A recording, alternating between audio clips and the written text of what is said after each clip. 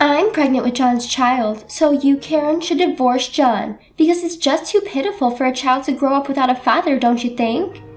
With tear-filled eyes, Lisa gently stroked her still flat stomach. Behind her, Lisa's parents were glaring at me. John's childhood friend and ex-girlfriend Lisa had shocked me several times before, but this time, I was truly and deeply disappointed.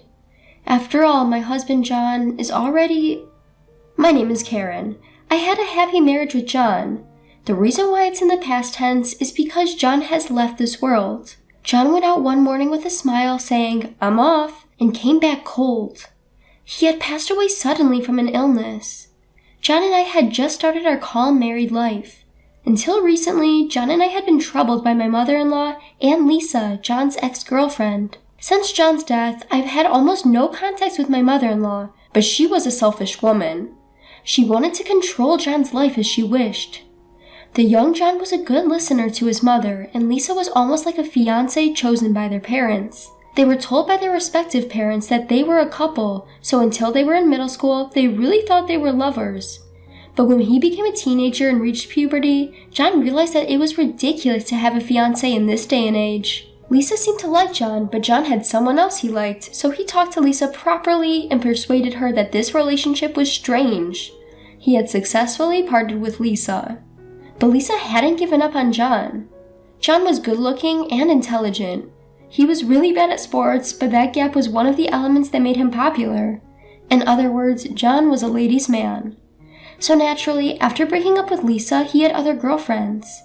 When Lisa heard that John had a girlfriend, she would show up in front of John and his girlfriend on their dates and start babbling about her memories with John. No girlfriend of John's would feel good about hearing stories like how their first kiss was when they were in kindergarten, or how they had always believed they were engaged because their parents had said so. Even when John had a girlfriend, Lisa would interfere and he ended up being dumped. Or so I've heard. Of course, I, who started dating him after he became a working adult, also received the same treatment from Lisa. Surely, it was unpleasant, but I didn't particularly want to break up with John. John was truly cherishing me, and I wanted to cherish him as well. Our relationship was about our feelings for each other, and I thought Lisa had nothing to do with it. When John said, "I'm sorry," looking remorseful, I said, "Don't worry about it, let's have some ice cream, I'm hungry," and he said he was truly relieved. He said that was when he wanted to marry me. John and I decided to get married, but this time, Lisa and my mother-in-law formed a tag team and stood in our way. Lisa's family is quite wealthy, and it seems that my mother-in-law wanted John to marry Lisa and benefit from it herself. Since Lisa seemed to want to marry John, their interests were aligned. I was harassed many times. When I went to my in-laws' house to greet them, I was surprised when my mother-in-law invited Lisa to the house for a tea party, even though it was a day we had told them about in advance. My father-in-law was trying to calm my mother-in-law down, saying, "That's enough," but in front of my strong-willed mother-in-law, he barely had a say. Whenever she retorted, "You're so annoying. Lisa is just like a daughter to us, it's fine," my father-in-law would just shrink back and fall silent. Lisa knew all of John's past girlfriends, so I was the one she enjoyed laughing at the most, positioned as the worst-looking one. John didn't choose his wife for her looks but for her personality, but I can't believe Karen is such a wonderful person, Lisa said snidely, causing an uproar with my mother-in-law. John was furious with my mother-in-law and Lisa. "Don't ever get involved with Karen again," he yelled, taking me away from his family's house. He apologized to me repeatedly and truly did not invite his mother-in-law to our wedding. Of course, John didn't invite Lisa to the wedding either, which obviously didn't sit well with my mother-in-law and Lisa. In revenge, my mother-in-law and Lisa waited for a moment when John wasn't home and visited our new home. I was told by John that I didn't need to interact with them, so the moment I saw them on the security camera, I asked them to leave, but they didn't give up. Since they kept repeatedly ringing the doorbell and causing a commotion outside, I reluctantly opened the door because I didn't want strange rumors to spread around the neighborhood. My mother-in-law and Lisa, who barged into the house, looked around and started complaining about the interior. The indirect lighting that John had chosen with care was just tacky to Lisa. When I said John chose that, Lisa instantly flipped her stance and said, "That's so John, I thought it was a nice design," making me feel her bitchiness. I served them snacks and tea because they arrived uninvited and started saying they were hungry, but I was incessantly nagged by my mother-in-law for not serving homemade stuff, and Lisa complained the tea was bitter. After they had their fill of complaining, my mother-in-law and Lisa left before John came home. Exhausted, I fell asleep on the sofa, and when I woke up, John had gently covered me with a blanket. I reported everything that had happened that day to John. John, furious, called his family's house and Lisa to complain, but his family showed no remorse, and Lisa was thrilled to get a call from John after so long. I realized that whatever we said to these people were meaningless. After discussing it with John, we decided not to open the door if my mother-in-law and Lisa came again, and to call the police if they caused a commotion outside. If they still didn't leave, we decided to consult the police. After that, it was really tough when my mother-in-law and Lisa actually came and we had to call the police. But perhaps because they were scolded by the police, my mother-in-law and Lisa finally calmed down and never came to our house again. It was tough, but we should be able to lead a peaceful life from now on. Believing so, John suddenly passed away. At the funeral, I was in a daze all the time, clinging to the coffin and crying. My mother-in-law told me it was because I had stressed John out that he had passed away so early. If my parents hadn't defended me, I might have followed John. I thought Lisa would come to the funeral, but she didn't. Even now, I shudder to think what would have happened if they had accused me together. 3 years had passed since John's death, and I was still living in the house we had shared. It was brief, but I simply couldn't bring myself to leave the house filled with memories of my time with John. One day, as I was enjoying the peace and quiet time, the doorbell rang.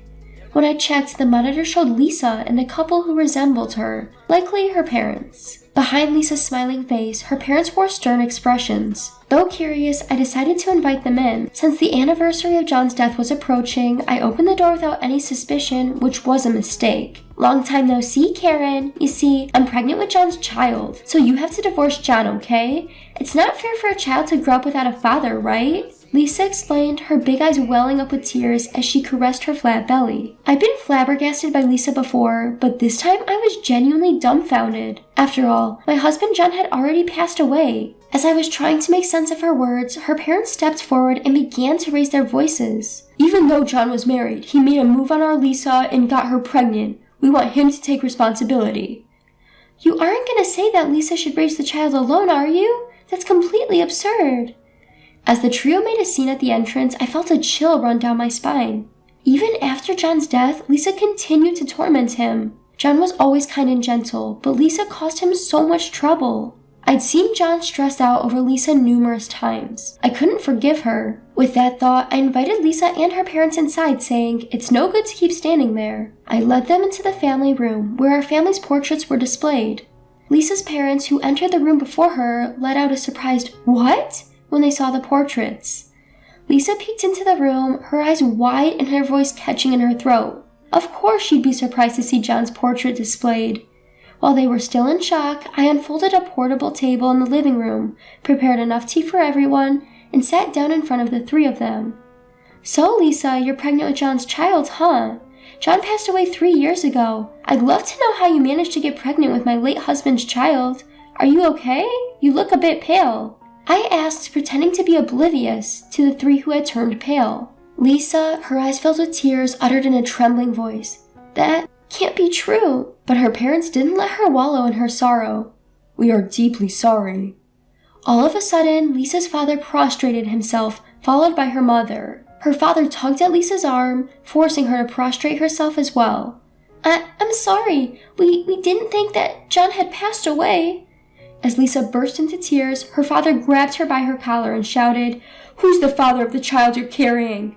Lisa then started to reveal her misconduct. The reason Lisa stopped visiting our house abruptly was not that she had given up on John, but because she had been transferred for work. The parents of Lisa and John no longer communicated, and it seemed this family truly did not know that John had passed away.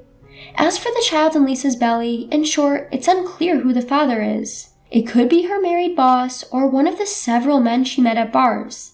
Lisa has led such a chaotic life that it was impossible to identify who the father was. Even though she was in love with John, it seemed that Lisa was trying to tear us apart by claiming the child she was carrying was John's. Despite having no relationship with John, she believed that kind-hearted John would not abandon her, now soon to be a single mother. On Lisa's confession, her mother burst into tears and her father exclaimed, "How shameful!" While I calmly asked Lisa, "How many months pregnant are you?" 3 months. The baby is already kicking." "You usually start to feel the baby move around 4 months at the earliest. You seem to be feeling the baby move quite early. Are you sure that there's really a baby in there? Considering Lisa's past actions, it was questionable whether there really was a baby in her belly. As I pierced Lisa with a cold stare, she trembled and answered, "To tell the truth, there's no baby. I love John, I really do. That's why I..." As Lisa started to babble incoherently, her mother began to smack her on the back. Lisa's father, once again in tears, bowed deeply to me and said, "We will come another day to apologize," and left the house.